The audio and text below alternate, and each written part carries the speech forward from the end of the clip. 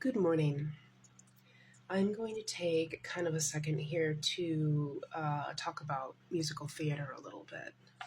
Now, the only reason I'm doing this is because I made a comment recently on someone's post where they were discussing Hamilton. I'm not going to get into the super details of what we were discussing on the post because Hamilton is a completely different subject. It does pertain to what I'm about to say, but I don't think that's going to be the focus. So the thing that I actually kind of need everyone to understand about the theater is one, hi, hello, I am a theater major. Just before anyone wants to say, like, you don't know what you're talking about, I am a theater major. I've been in the theater since I was 8 years old. I don't do theater anymore because some of the reasons that I'm going to just kind of be laying out at the moment. Okay, so the first thing that I kind of need everyone to understand when they are discussing theater and they're discussing diversity and they're discussing inclusivity and X, Y, and Z is that the theater has always been funded by white patrons, specifically white wealthy patrons. One of my girlfriends and I, we were discussing recently, and she said to me, rich people used to actually put their names on stuff. They would, build libraries, they would build museums, things like that, third spaces. And yeah, they'd slap their name on stuff, but, at least they were creating spaces for the community. They don't do that anymore. So where I live, there is actually a very famous theater that's to the north, the south of us. My directions are terrible. And that space, the people that live around that area are wealthy white yuppies. And these are the people that you are going to see funding the theater. And those people are the kind of people that only want to see certain kinds of shows. Or rather, they're used to certain kinds of shows being seen on a playbill every season or every other season. So I'm talking your Rodgers and Hammerstein's musicals, that would be your Oklahomas, your Sound of Music, your King and I, Carousel, those types of things. Those are the ones that are going to generally be on playbills, as well as other well-known musicals like Grease, Little Shop of Horrors, Annie, sometimes Annie Get Your Gun, but that's what you are typically going to see on season after season after season. Now, there's a reason for that.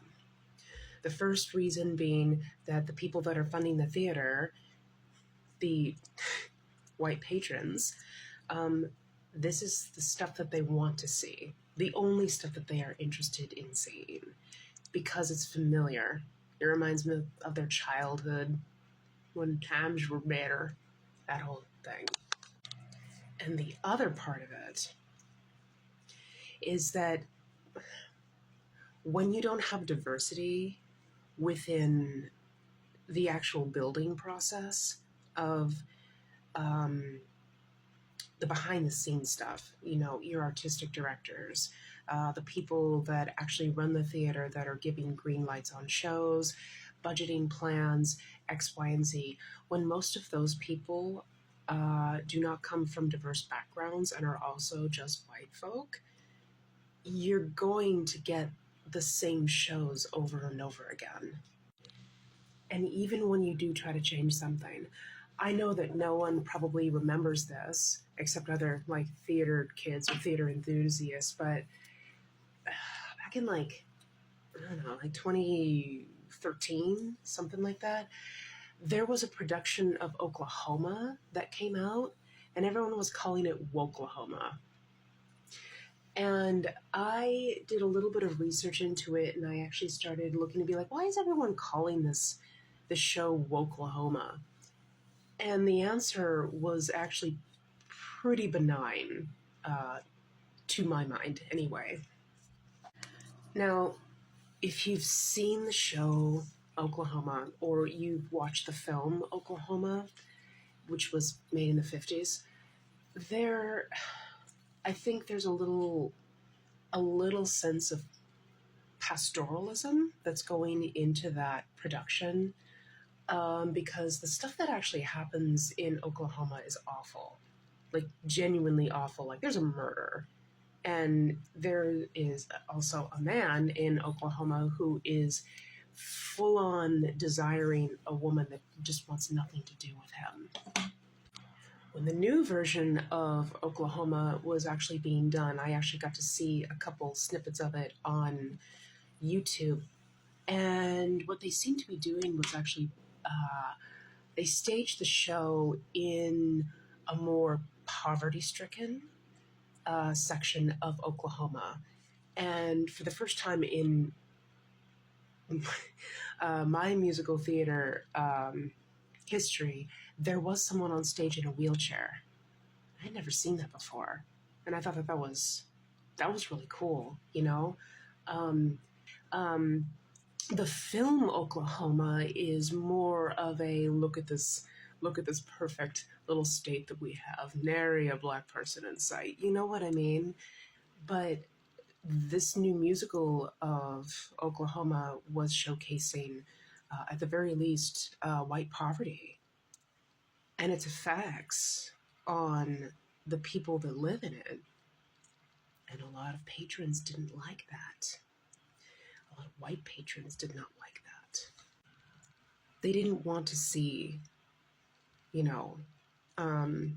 impoverished Oklahoma.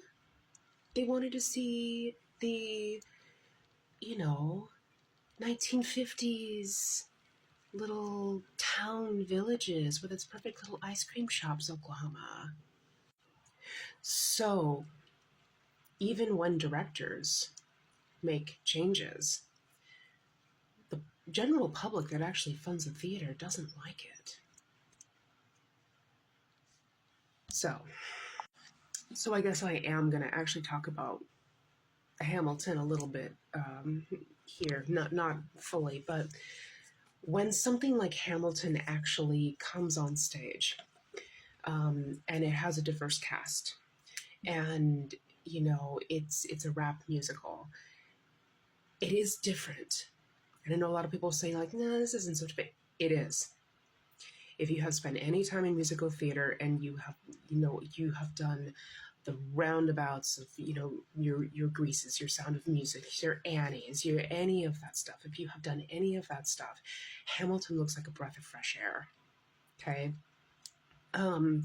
So that is one of the reasons why Hamilton got hugely popular, because the white kids in musical theater were very excited for this because it was actually something new.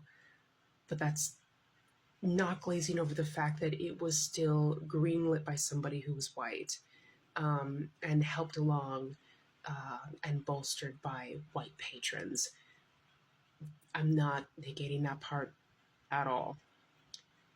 I'm just saying that like the theater is a place that is supposed to be inclusive, but in reality, it isn't. And if we actually want to see any change in that sphere, if we want our media to actually be inclusive, then we're going to have to be the ones that change it.